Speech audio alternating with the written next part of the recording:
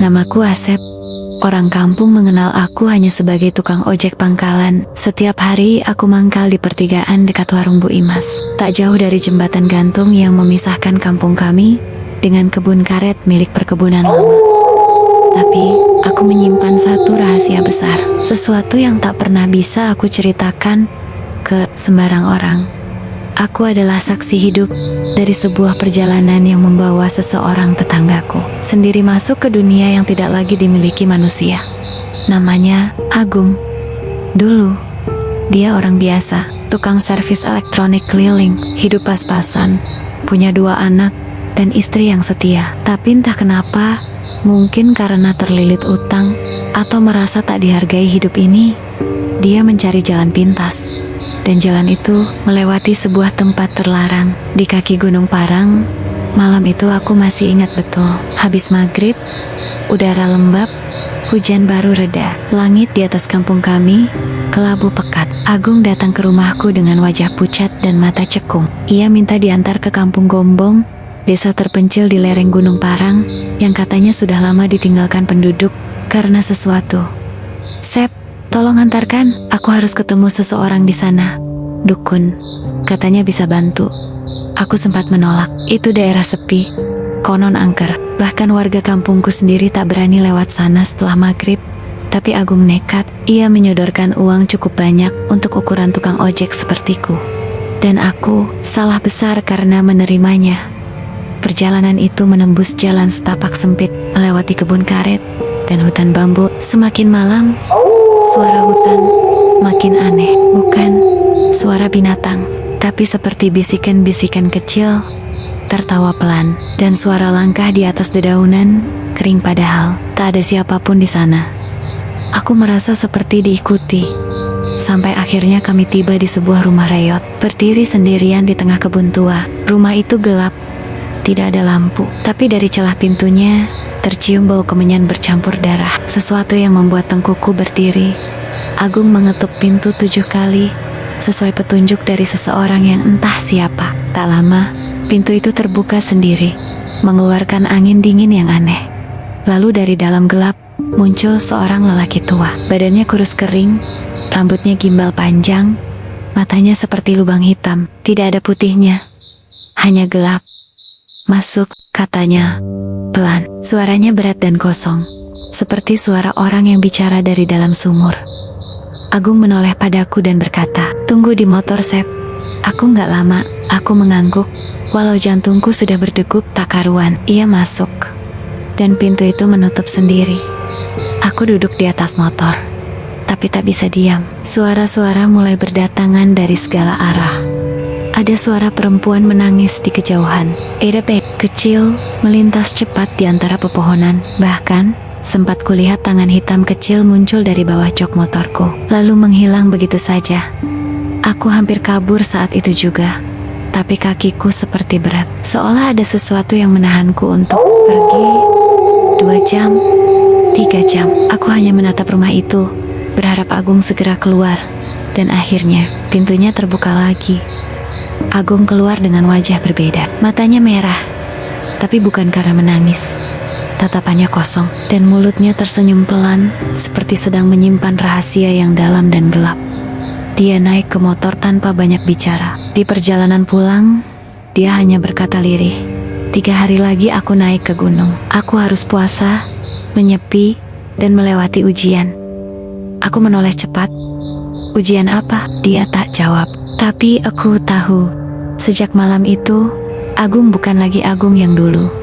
Dan aku menyesal sudah mengantar dia ke tempat itu. Karena malam demi malam setelahnya, Agung sering datang ke pangkalan duduk diam. Kadang menangis, kadang tertawa sendiri dan mulai menceritakan hal-hal yang tak bisa diterima akal sehat. Tentang jin, ular, api hitam, dan perjanjian darah. Semuanya berawal dari malam itu.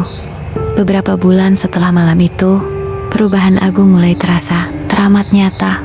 Bengkel kecilnya yang dulu sepi dan kumuh, tiba-tiba jadi ramai. Tiap hari ada saja motor, mobil, bahkan truk besar masuk ke garasinya. Pelanggannya datang dari luar kota. Ada yang dari Karawang, Subang, sampai Bandung. Bahkan aku pernah lihat plat merah milik instansi pemerintah singgah di sana.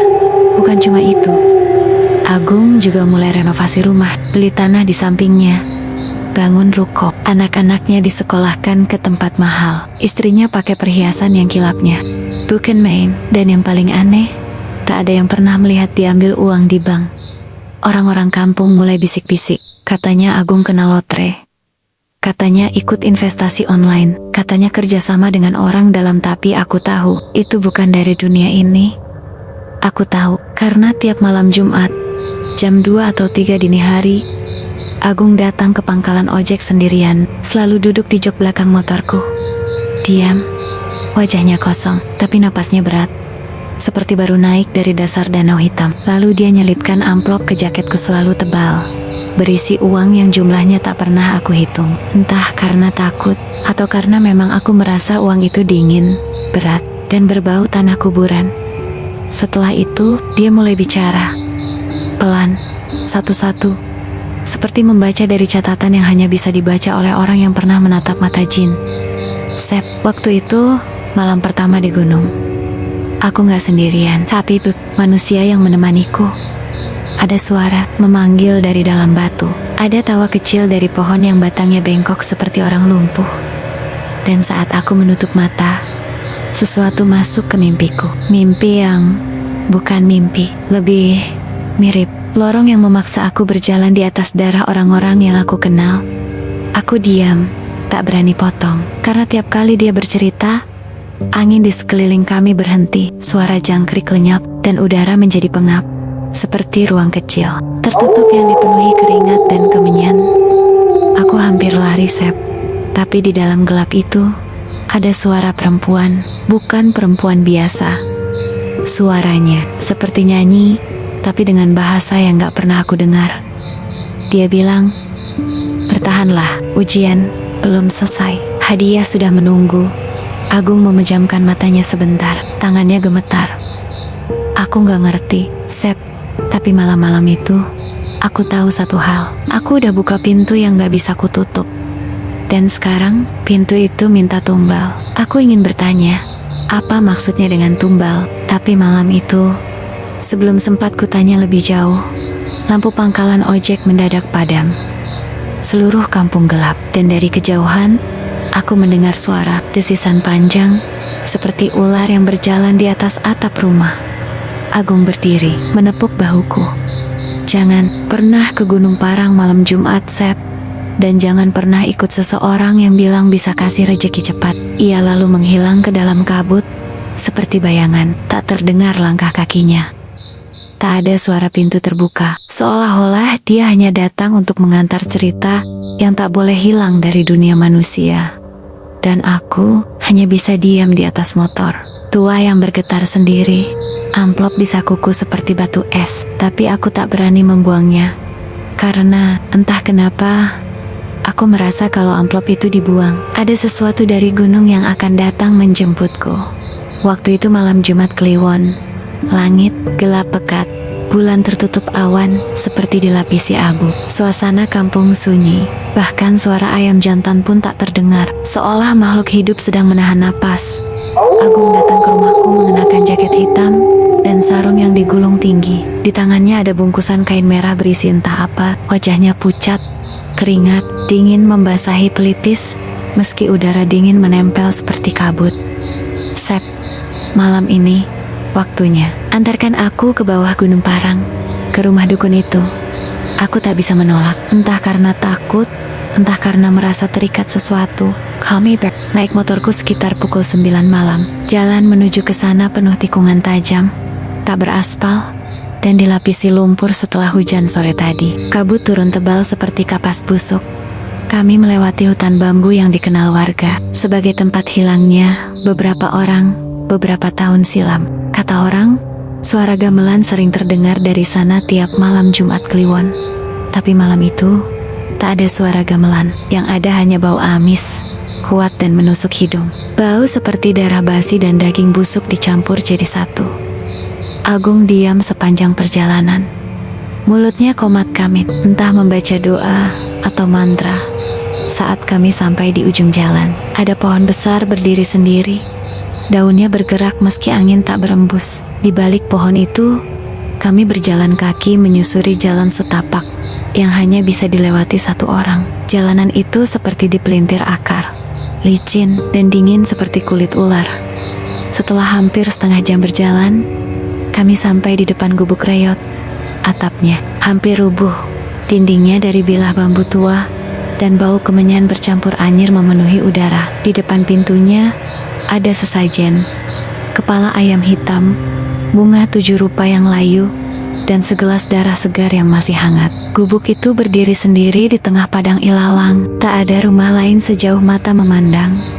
Agung mengetuk pintu dengan pola aneh. 3 kali pelan, 2 kali keras, lalu sekali pelan.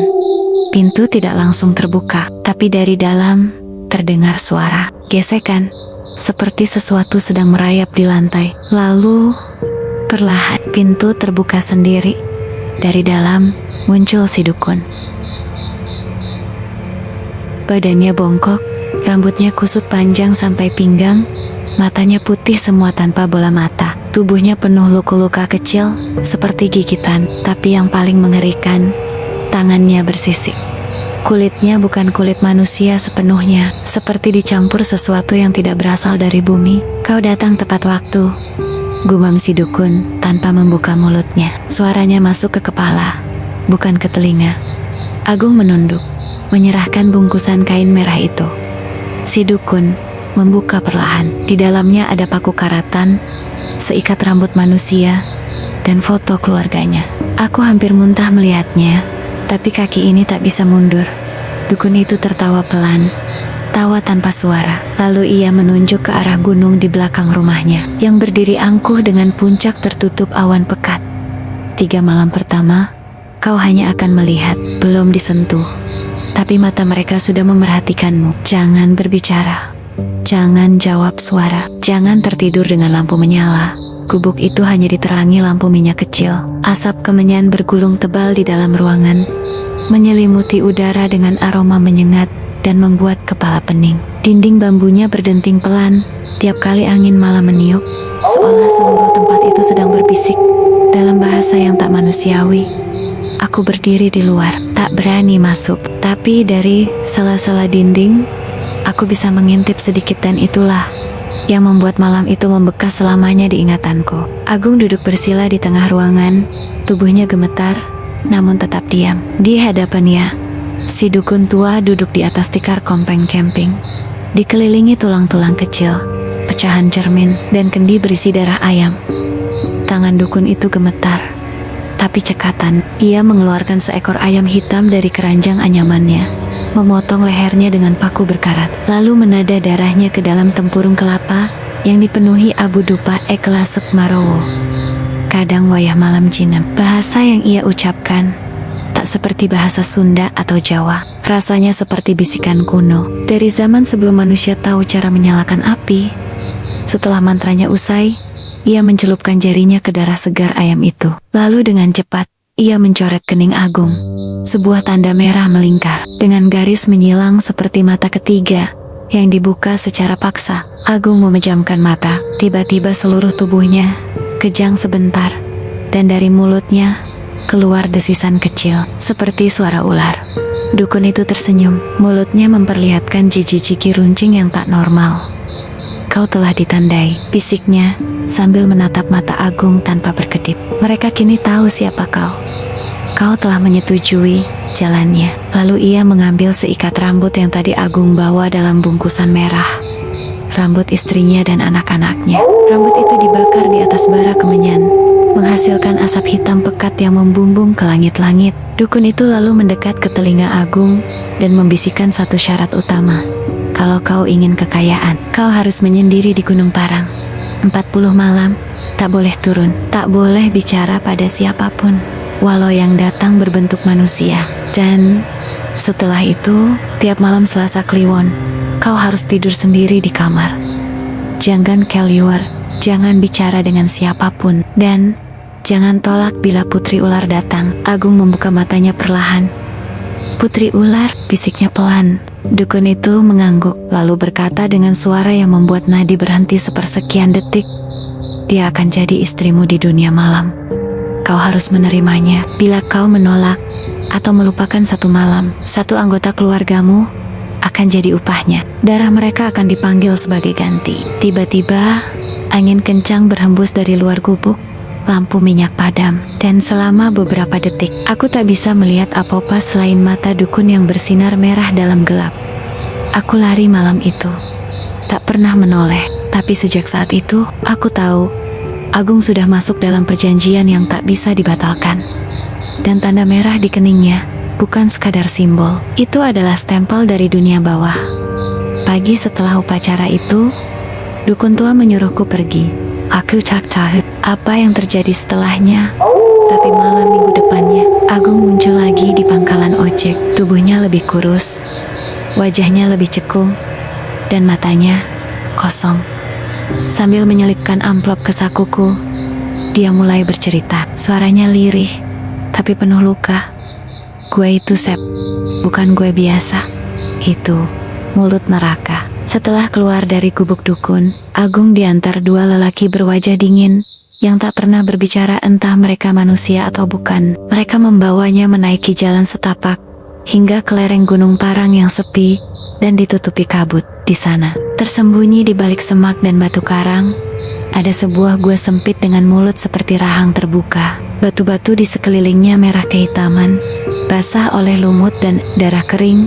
Dukun itu hanya memberinya 3 benda: sehelai kain kafan putih, sebuah kendi tanah liat berisi air mentah, dan sebuah batu hitam kecil yang katanya akan menyala bila bahaya datang. Walau nyalanya tak bisa menyelamatkan, Agung tak boleh membawa api, lampu, atau alat apapun. Ia juga dilarang bicara, walau ada yang memanggil namanya, walau yang datang adalah ibunya sendiri. Ia hanya boleh duduk bersila di tengah kegelapan gua, menyendiri 40 malam.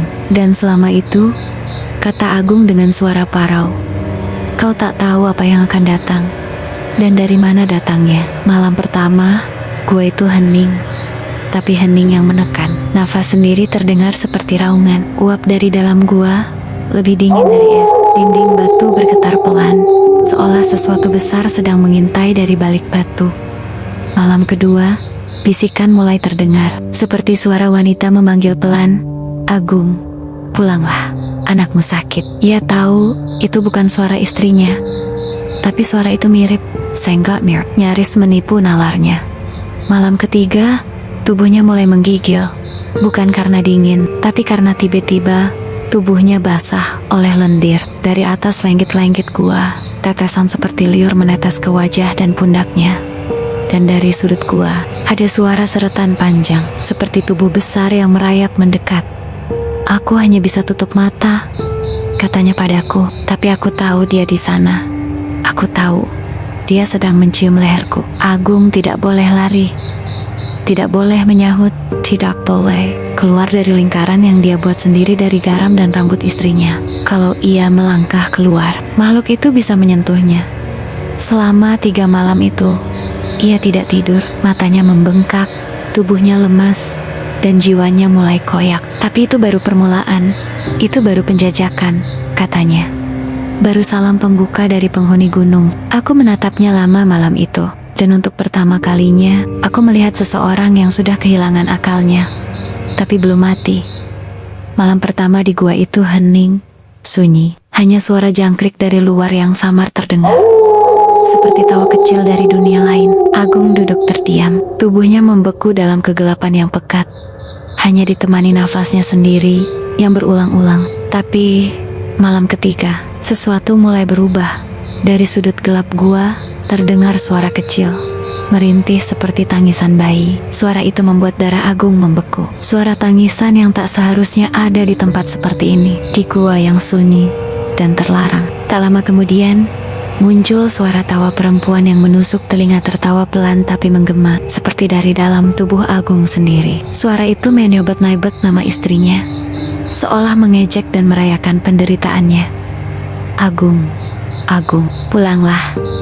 Aku menunggumu." Bisikan itu berputar-putar, menggema, dan membuat Agung menggigil hebat. Ia tahu itu bukan suara istrinya yang sebenarnya. Ini adalah godaan dari makhluk halus, jin yang ingin membuatnya tergoda, putus asa, dan menyerah. Tapi ia tidak boleh bergerak, tidak boleh lari, tidak boleh menjawab. Ia hanya bisa duduk membeku, membiarkan suara-suara itu merayap masuk ke pikirannya, merusak logika dan keteguhan hatinya. Setiap detik berlalu seperti jam pasir neraka yang tak pernah habis. Agung tahu, bila dia keluar dari gua atau berbicara pada suara itu, maka seluruh perjanjian dan harapannya akan hancur. Namun malam itu, kengerian baru mulai terbuka malam ketajuk. Di gua itu, terasa lebih berat daripada malam-malam sebelumnya. Suasana sepi mulai terasa seperti dijerat dalam ruang yang tak berujung. Nafas Agung berhembus pelan, tapi hatinya berdegup kencang. Tiba-tiba, dari ujung gua yang gelap dan penuh lumut, muncul bayangan seorang laki-laki tua, berdiri dengan tubuh membungkuk. Tubuhnya kurus, pakaiannya kompang camping, seperti orang yang sudah berebat tersesat. Tapi yang paling mengerikan bukan itu.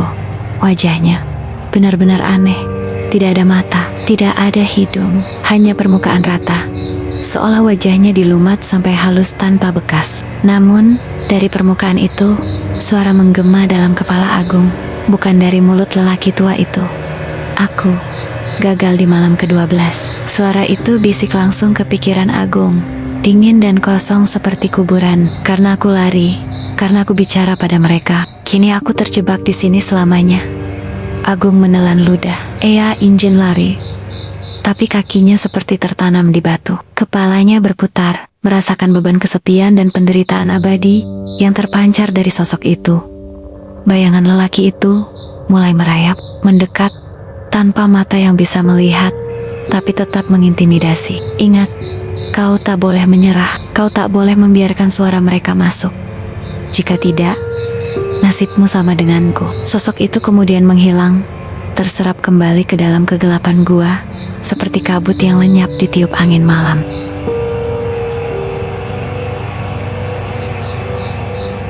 Agung terdiam, hatinya nyaris pecah oleh ketakutan. Ia sadar, bukan hanya makhluk luar yang harus dihadapi, tapi juga kesunyian yang bisa membunuh jiwa. Malam gua semakin dingin, gelapnya seperti menelan seluruh cahaya dari bumi. Nafas Agung mulai tersendat, pikirannya hampir hilang arah, ketika tiba-tiba tanah di dekatnya bergetar pelan. Dari dalam celah batu yang tersembunyi, muncullah seekor ular besar, berwarna hitam legam. Tubuhnya panjang dan berkilat seperti minyak hitam.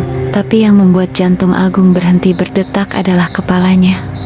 Wajah perempuan muda yang sangat cantik, kulitnya putih, rambutnya hitam panjang terurai, dan matanya memancarkan cahaya dingin yang menembus jiwa.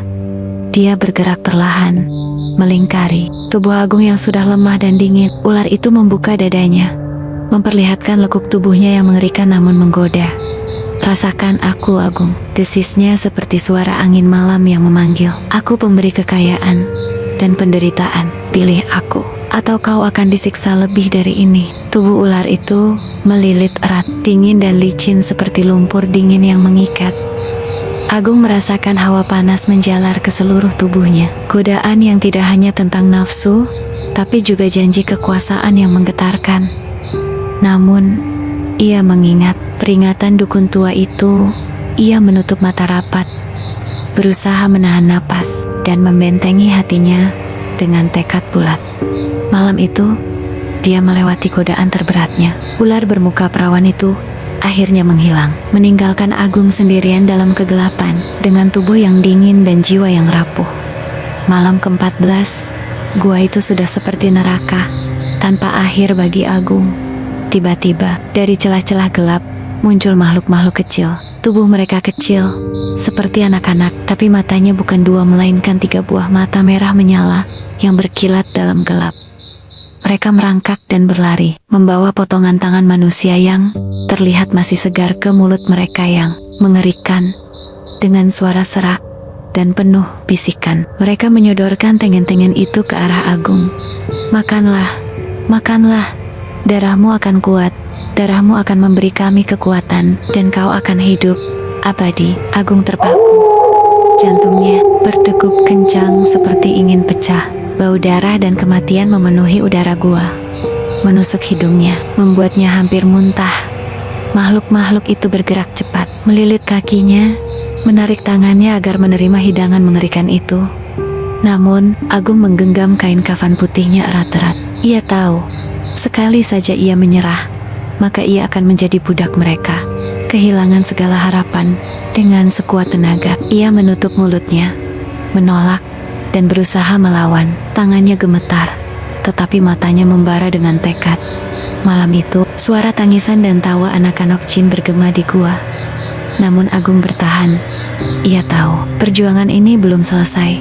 Malam ke-17 di gua itu adalah malam yang paling mengerikan bagi Agung. Tiba-tiba, dari balik bayang-bayang, muncul sosok yang sangat dikenalnya istrinya. Tapi bukan istri yang dikenalnya sehari-hari. Tubuh wanita itu telanjang, penuh darah kering dan luka yang menganga. Kulitnya pucat seperti mayat yang baru dikubur. Matanya kosong, namun menatap dalam-dalam seolah menembus jiwa Agung. Dengan suara parau dan lirih, ia merangkak mendekat. Agung, aku butuh sentuhanmu. Jangan tinggalkan aku. Aku sendiri. Agung ragu, namun naluri kemanusiaannya ingin meraih dan menenangkan. Saat tangannya menyentuh kulit istrinya, tubuh wanita itu mulai mencair perlahan, seperti lumpur panas yang mengalir. Lumpur itu masuk ke kulit Agung, merembes, meninggalkan rasa panas, membakar dan luka-luka yang mulai muncul di seluruh tubuhnya. Tubuhnya bergetar hebat, seolah sesuatu yang jahat memasuki darah dan dagingnya. Ini jebakan.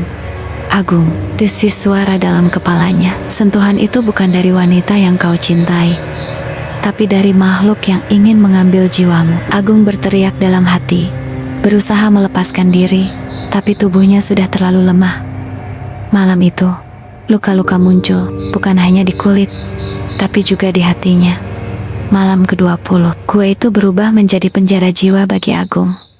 Tubuhnya kurus kering, kulitnya penuh luka dan bekas gigitan. Ia mulai berbicara sendiri. Suaranya parau dan kacau, seperti dua orang yang beradu dalam satu tubuh.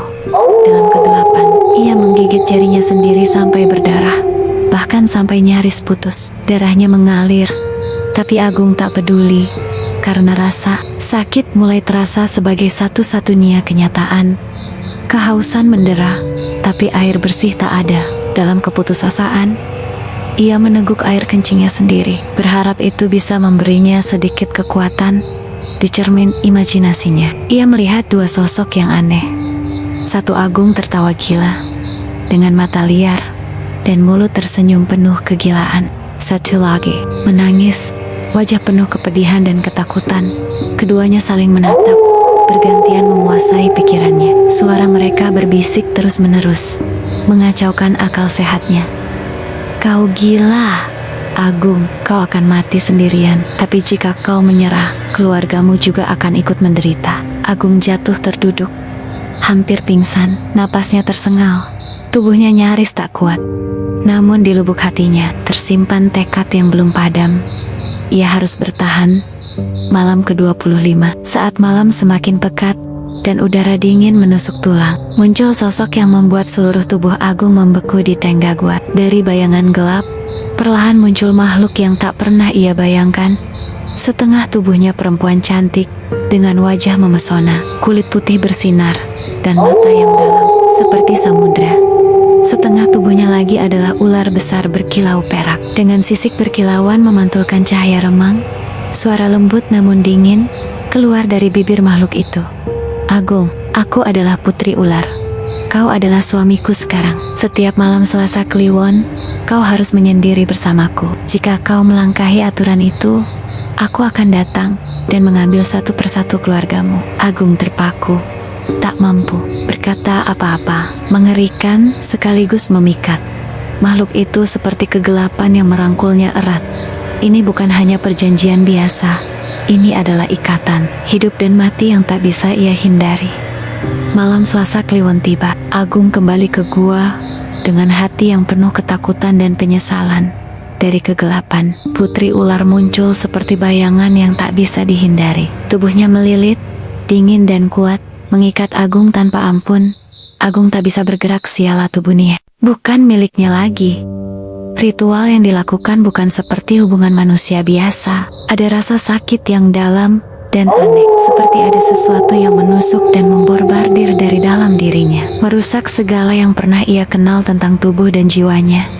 Setelahnya, Agung pingsan dan terbaring selamat. Tak ada putri ular yang menunggu. Diam-diam, malam itu menjadi malam petaka anak keduanya, yang masih kecil dan sehat, mendadak kejang-kejang hebat. Keluarga berlarian membawanya ke rumah sakit, tapi tak ada tanda medis apapun yang bisa menjelaskan.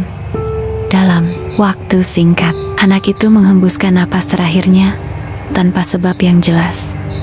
Agung terpukul berat, hatinya hancur. Tapi yang lebih menakutkan adalah bisikan-bisikan dari dalam gelap pikirannya, bahwa ia telah melanggar janji.